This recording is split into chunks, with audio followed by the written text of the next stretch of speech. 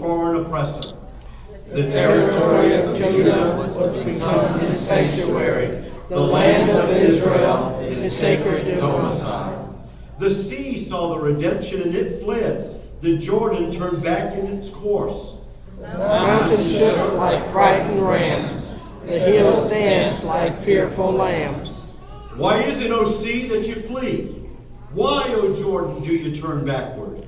Why, O mountains, do you prance like rams? O ye hills, like fearful lambs. You do have cause to tremble, O earth, to tremble before the powerful God of Jacob. For he was brought through water, lifeless stones in the flowing fountain. We're beginning to get a sense of the blessing of God. One of the most fun songs is Dayenu. It simply says it would have been enough. Enjoy singing this song together. All right, everybody ready? We need a little doink, but we're going to do it anyway. All right. Why don't we try that? Just start clapping. Ilu ilu hosi onu hosi onu giving time giving time hosi onu dayenu dayenu dayenu dayenu dayenu dayenu dayenu dayenu dayenu dayenu dayenu ilu natan natan manu etachara etachara manu dayenu dayenu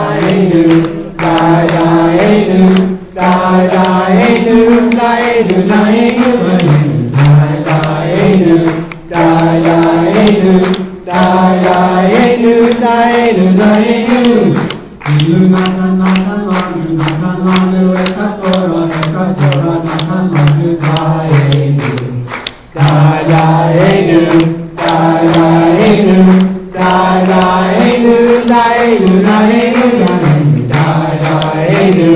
dayenu dayenu dayenu dayenu. Hey!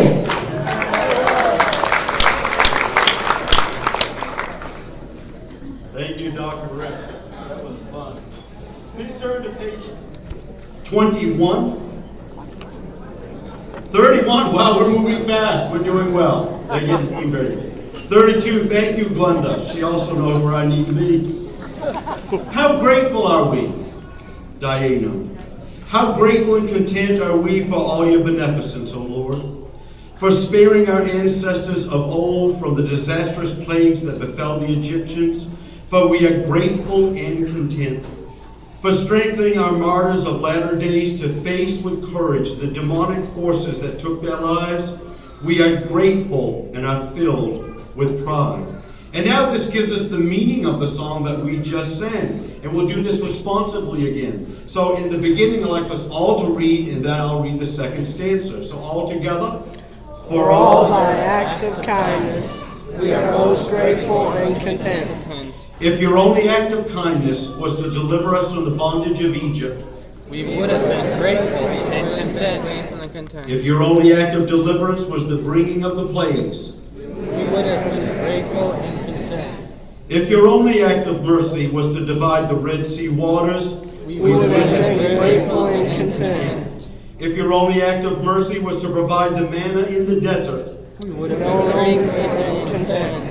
If your only act of graciousness was the gift of a Sabbath day, we would have been grateful and content. If your only gift of love was to favor us with the Torah, we would have been grateful and content. I don't know there's any more joyous sound that I've heard over the past weeks than to hear almost 300 people singing Dayenu again. That was really fun. In fact, if we kept the window open, we had well over 300 requests to be here and people calling today.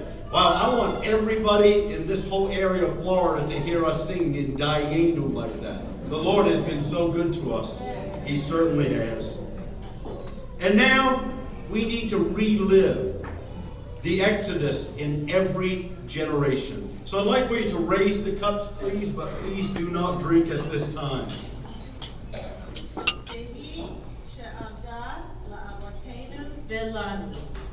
We are mindful tonight of the promise God made to our ancestors to guide and protect them and their generations in every generation.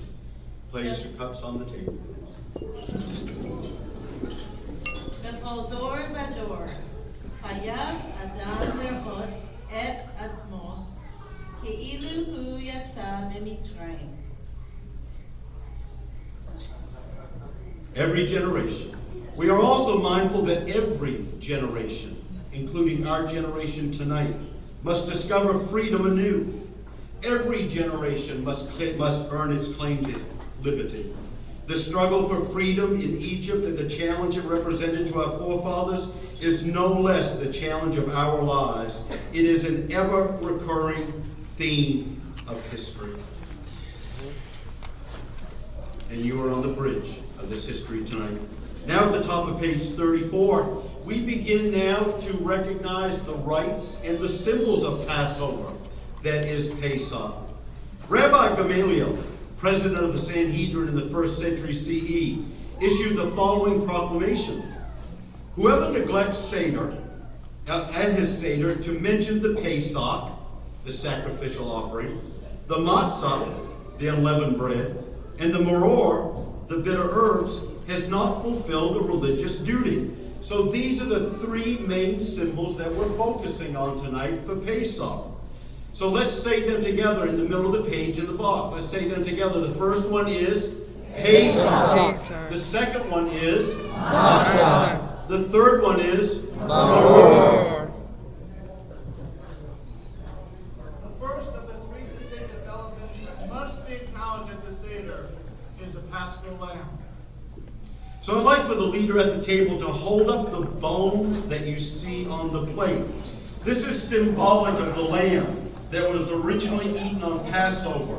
And all of us will recite as we move along. Natalie, lead us in the Hebrew, please. פסח שהיו אבותינו אוכלים בזמן שבית המקדש קיים על שמה.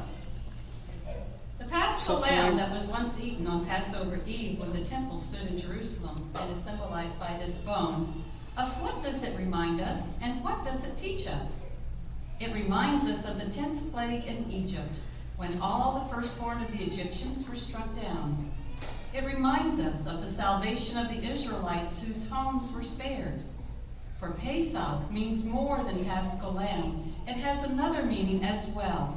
It means he passed over. The Lord passed over the homes of the Israelites whose doorpost had been dabbed with the blood of the sacrificial lamb. The willingness to sacrifice is the prelude to freedom. Leaders, please now put the bone back on the plate and hold up the matzah. A piece of the matzah. Natalie? מצה סוג שאנו אוכלים על שמה.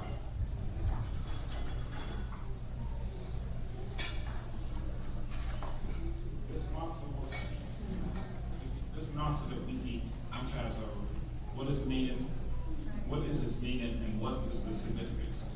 Matzah is a reminder of the haste with which the Israelites left Egypt.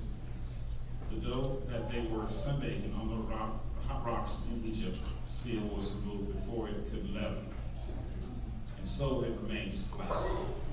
And now, leaders, please replace the matzah and hold up the bitter herbs. Yep, that's right. The horseradish. Natalie? maror זה שאנו אוכלים על שמה. These bitter herbs that we eat on Passover, what is their origin and what is their meaning? The bitter herbs symbolize the bitter lot of the Israelites who were enslaved in Egypt. They remind us of the forced labor the children of Israel were compelled to perform in the sun-drenched fields of Egypt under the lash of the Egyptian taskmaster. Leaders, you may put down the bitter herbs. And on page 36, Pesach, matzah, and maror are the symbolic expressions that represent freedom in all ages. Translated into modern terms, they are sacrifice, preparedness, and hope. These are the essential elements in the battle for freedom. It is the sacred obligation of every parent to teach his child the significance of freedom. As it is written, "On that day you shall teach your son, saying, it is because of these that God delivered me from Egypt. Because of Pesach, Matzah, and Maror did redemption come to us. Not only did God redeem our forefathers from Egypt, we too were redeemed. We too were with them in spirit. Each of us living today is a beneficiary of the struggle of ages gone by." And now let's raise the cups, but please do not drink at this time. I will read the paragraph at the bottom. Please join me with enthusiasm on the last word. "And thus do we raise our voices in words of thanks and praise to the Lord our God, who saw fit to bring salvation and freedom to our oppressed ancestors. Miraculously did he take them out of the savage bondage of Egypt and bring them into a new life with its promise of freedom and equality. He converted their sadness into joy, their mourning into gladness, their dark future into a great light of hope. For all his goodness, for his great gift of redemption, we raise our voices in songs of praise. Hallelujah! You may place your cups back on your table. And now we're preparing for the meal. I'd like for Glenda to stand again, please. This time, Glenda is going to say the blessing as she washes her hands, because we're getting ready to eat our meal very, very soon. Baruch atah Adonai Eloheinu, melech haolam, asher kiddushanu b'mizvotav v'sibanu al natilat yadayim.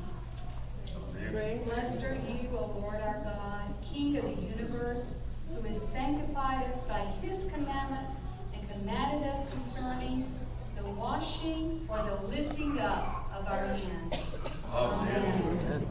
Now I'd like for each leader, as we get closer to our first meal of freedom, I'd like for you to open up the matzah bag again, take out the upper matzah in the bag, and I'd like for you to begin to break it and hand it around.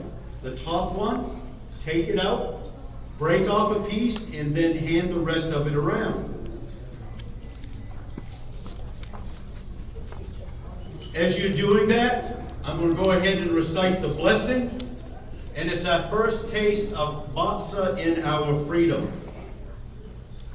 Baruch atah Adonai, Eloheinu melech haolam, hamotzi lechem min haaretz.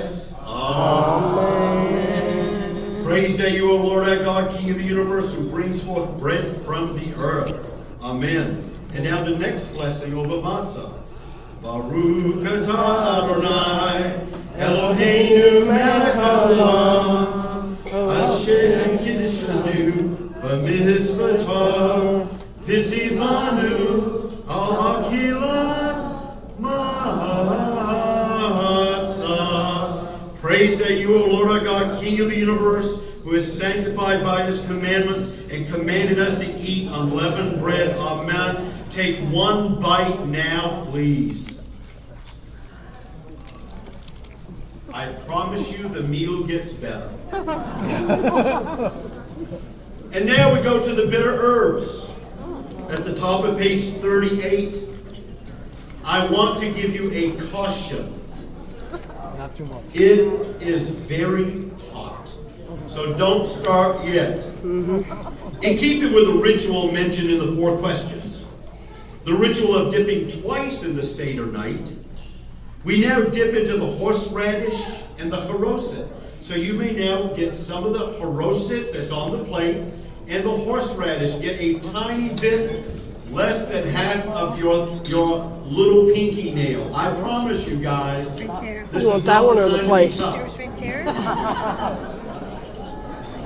And we take a little bit on the spoon and put it on a piece of matzah. Yeah. Smaller one. The first dipping took place earlier in the Seder, when the carpus was dipped. Dip it on your matzah. And now let us recite the blessing over the maror in the middle of page 38. Believe me, you're going to want to pray before you taste this. Baruch atah Adonai, Here's some of the bitter apples. Eloheinu melech Put some of the apple on it. Asher kishanu Put some of the bitter apple on it. Hitzimanu al achilat moror. Amen. Praise that you are Lord our God, King of the universe, who has sanctified by his commandments and commanded us to eat the bitter herbs. That's the whole phrase. Amen. You already got it. Take your bite of freedom. Here, get you some. Amen.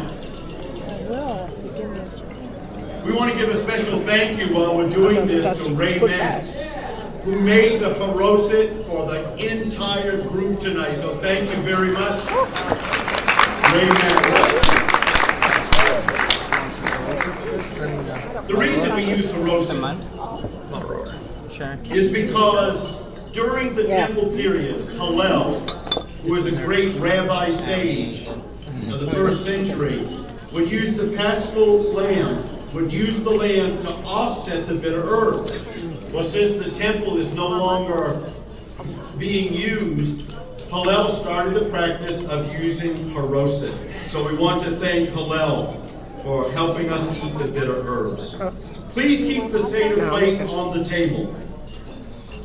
We have just recited together a traditional Jewish Seder that has been recited for hundreds and thousands of years. We are standing in the gap so that the rest of the world knows, and our generations, that we pay a price for freedom, and God is going to help us get there. Now it's time to eat our dinner. So we're going to serve the first